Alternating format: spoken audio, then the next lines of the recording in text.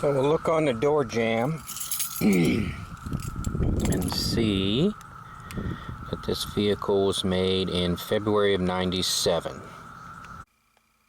Okay, the complaint is will not start. So it's not a key recognition problem because we can turn on all of the systems.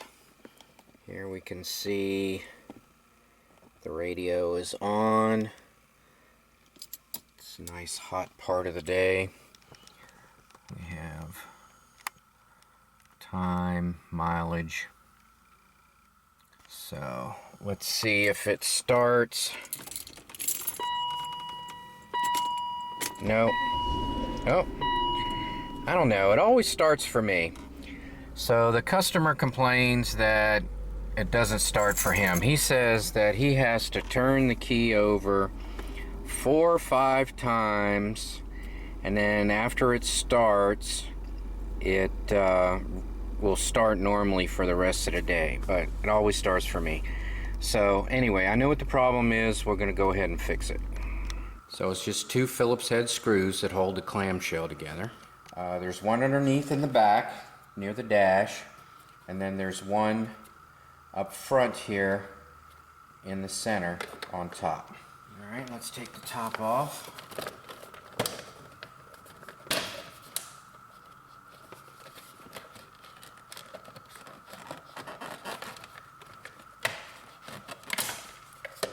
Alright, the next thing you want to do is just pop the leather sleeve off of the bottom of the clamshell. You just put your finger behind it and pop that off. When most people think of the ignition switch, they think of the part that the key goes into.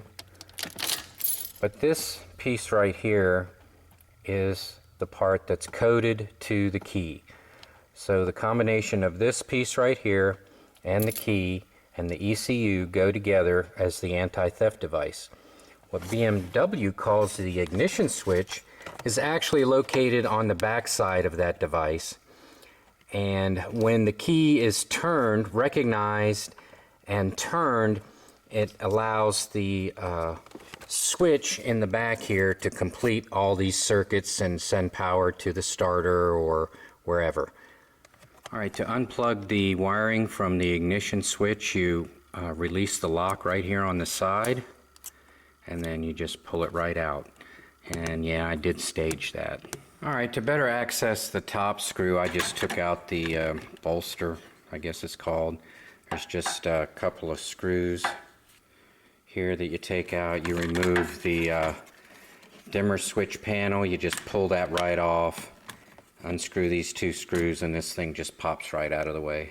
So I ended up removing the knee bolster completely. You disconnect the parking brake cable, and then there's the 2 screws I told you about underneath the dimmer switch,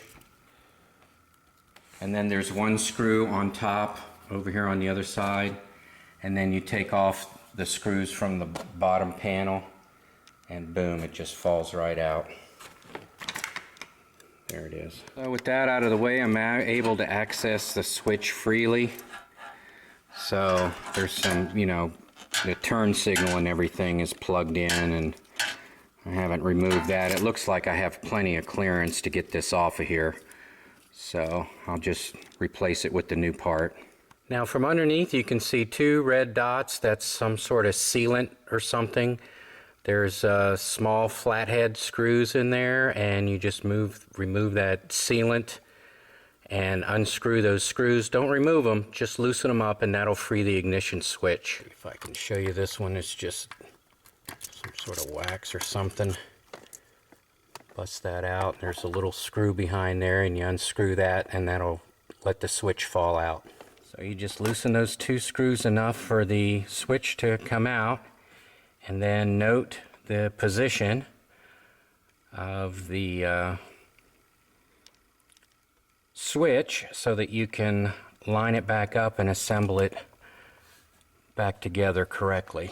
So there's the little tab right here that you're going to have to connect up to here. Well, it looks like a very simple device. You just turn the key over and that'll be start, and when you release it, it'll go to the run position.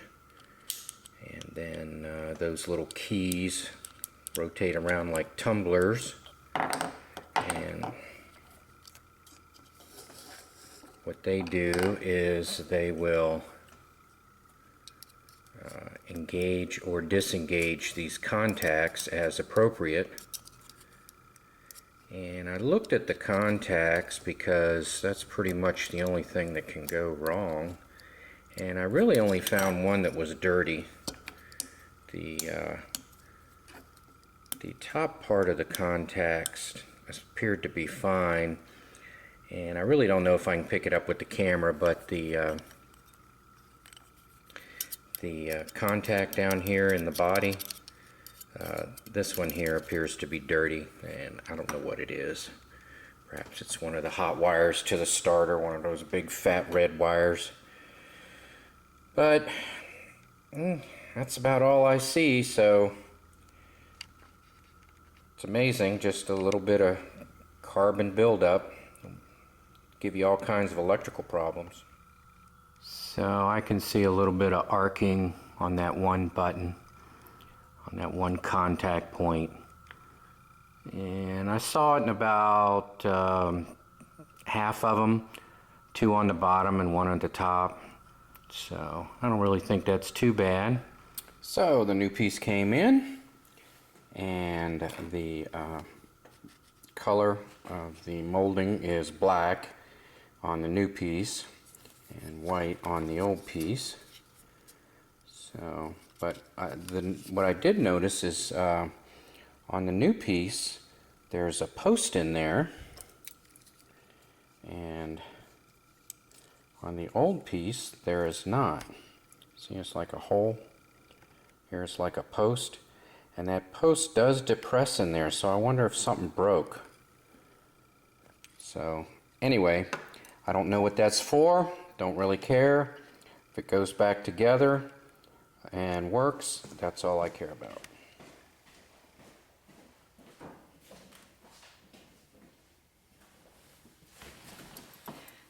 Now, before assembling anything, you want to test it. Make sure it goes to key position 1,